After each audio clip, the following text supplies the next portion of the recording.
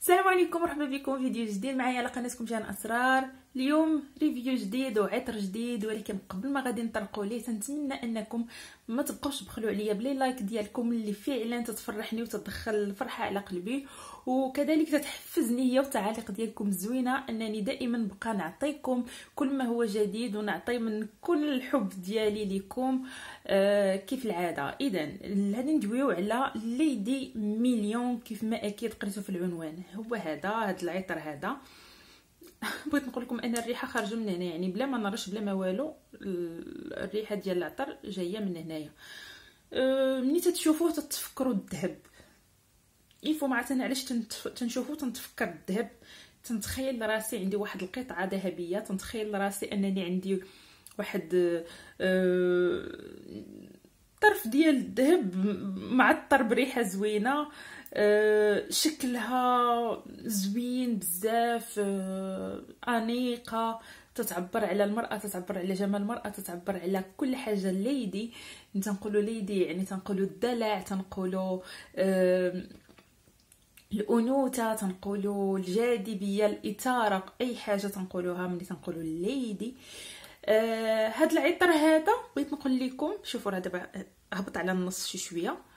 بغيت نقول لكم بان هاد العطر هذا تقريبا والله الا هادي عندي اكثر من 10 سنين هو عندي هاد العطر هذا. هادي نيت ماشي يعني تسالات وعاود شريته، وهادي مناسبه باش نقول للبنات واحد الحاجه. فعلا انا تتشوفوا عندي بزاف ديال العطوره، وتتشوفوا عندي بزاف ديال الريفيوات نديرها لكم على العطر، ولكن هي باش نقول لكم واحد الحاجه. انا من عشاق العطور، تنشريهم بزاف، ولكن هاد العطور هادو اللي عندي راه انا ما جيتش شريت، ولا مثلا هاد المجموعه د العطور اللي عندي انا ما جيتش وكونتها في عام او لا عامين او لا 3 سنين. انا راه عندي عطر اللي 10 سنين هادي هو عندي عطر اللي 11 عام هو هادي عندي، وما تيفسدوش. تقولوا لي جيهان راه تيفسدوا، مثلا هذا والله ريحته ما فاسده، ها ريحته كيف ما هي ما تتغيرش. ولكن انا الا جات المناسبه انني شي نهار نوريكم فين تنحط العطوره ديالي غادي تفهموا علاش انا واو غادي تفهموا علاش انا العطوره ديالي تنبقى محتفظه بهم وتيبقى ريحتهم كيف ما هي ما تتفسدش. اول حاجه انا الثقافه ديال انني نحط العطر فوق الكوافوز اولا نحطها مثلا هكا في بلاكار ونبقى نشوف فيها، ما عنديش. انا العطر ديالي تنخليه في الكرتونه ديالو اللي تنشري به، تنحتفظ به في الكرتونه اللي تجي فيه، وتنديرو في مجر، وداك المجر عندي ما تيشوف لا اضاءه، ما تيشوف لا الشوفاج يعني السخونيه، وما تيشوف لا كليماتيزور لا والو، يعني ما تيتعرضش هذاك المجر عندي، ما تيتعرضش كاع لعوامل الحراره الخارجيه. فبالتالي العطر الا بغيتو تحافظوا عليه دائما خليوه كيف ما تيكون، واخا تحلوه وتبداو تستعملوه، ولكن استعملوه ورجعيه للكرتونه ديالو. انا صراحه بزاف د البنات يبغيو داك القضيه ديال انهم يكون عندهم العطوره، وتيبغيو ان خصوصا اللي كان شكل القاروره زوين تيبغيو انهم يحتفظوا به فوق الكوافوس ديالهم. هذا هو العشق ديالهم. انا شخصيا لا ما عنديش هذا الهوس هذا، فتنبغي نحتفظ بالعطر وتنبغي الريحه ديالو ما تتغيرش. يعني انا دابا هذا تنقول لكم 10 سنين ولا اكثر وهو عندي، اقسم بالله الا ريحته ما مغيراش. وشوفوا حتى لونه، شوفوا لونه دابا هذا لونه ميمكنش يكون فسد اولا ريحته تغيرت وبقات لونه بحال هكا ذهبي كيف ما عاد شريتي من المحل.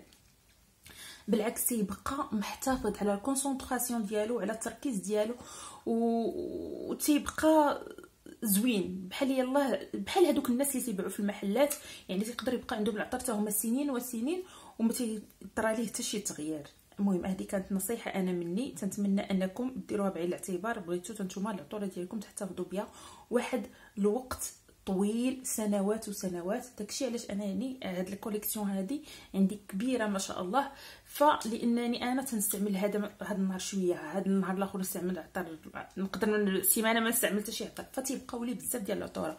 المهم لي نوت اللي في هذا العطر هذا، بعدا اول حاجه هذا العطر هذا ما تيصلحش للبنات اللي قريب 25 سنه في رايي انا الشخصي والمتواضع. هذا العطر هذا يصلح البنات اللي فوق 25 عام، سيده هكا ناضجه شاربه عقلها، ليدي كبيره، لان تتحسو كلاسيكي، تتحس به هاد العطر هذا، تتحسو به ديال شويه بنت بعقلها كبيره هكا، يعني ماشي مراهقه 18 19 20 عام، لا.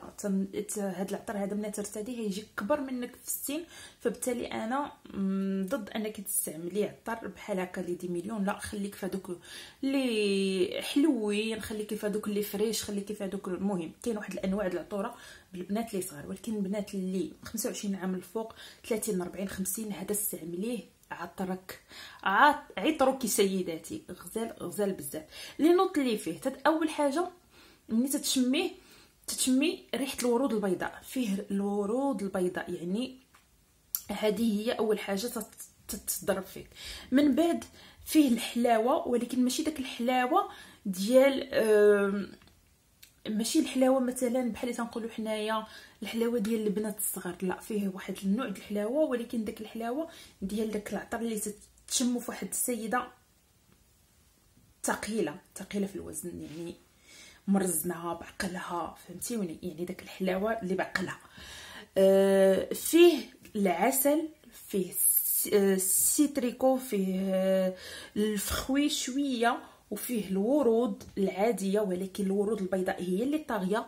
كذلك فيه الباتشولي، وفيه العنبر اللي تتجي هي اخر نوط. العنبر ما تتشمى حتى تيبرد، تتخرجي به، يضرب فيك الهواء واحد شويه، عاد تضرب فيك داك الريحه د العنبر ما تضربش فيك من الاول، فهمتيوني؟